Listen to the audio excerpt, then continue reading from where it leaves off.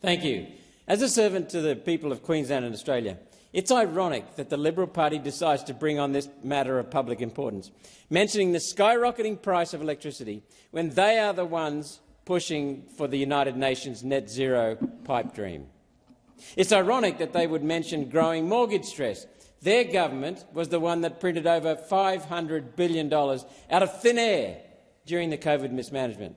That caused Australia's inflation problem. The Reserve Bank of Australia said they needed to raise rates to fight inflation by sending people with a mortgage broke. Supposedly, they were trying to fix the inflation that the government caused. The gall to mention real wages, which are forced down by the spiralling inflation problem and suppressed by our unsustainable immigration intake. Only today the Liberal Party was completely absent from a vote on my amendment to the Housing Future Fund bill to acknowledge our immigration problem is a problem for housing. It's the core problem driving skyrocketing house prices and rentals. Big business loves high immigration because it keeps wages down. With 1 million more arrivals into the country fighting for the available jobs, no one has to put wages up. On top of that, the government's inflation is stealing everyone's purchasing power. Australians are getting hit with a double whammy.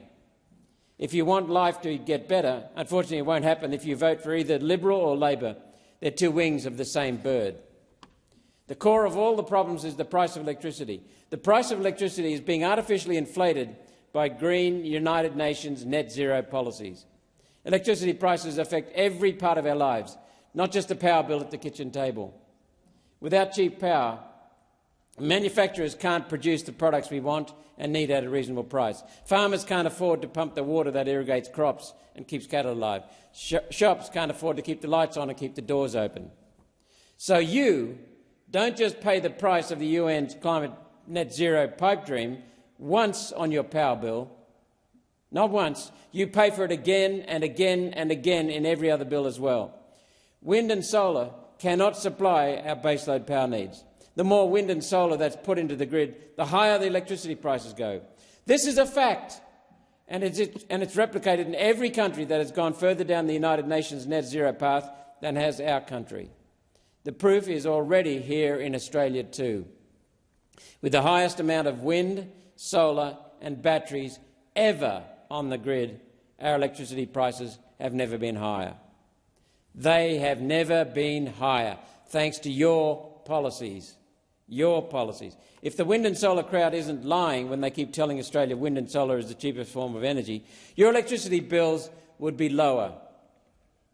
Lower than ever, cheapest forever.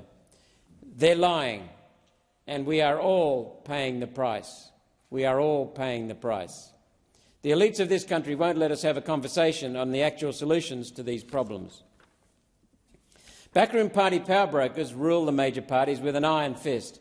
Anyone who has an original thought, acts on it and steps out of the line is kicked out of the party. It's actually against the Labor Party rules to cross the floor. No matter how much you morally disagree with something, if you vote with your conscience, you can kiss your job goodbye.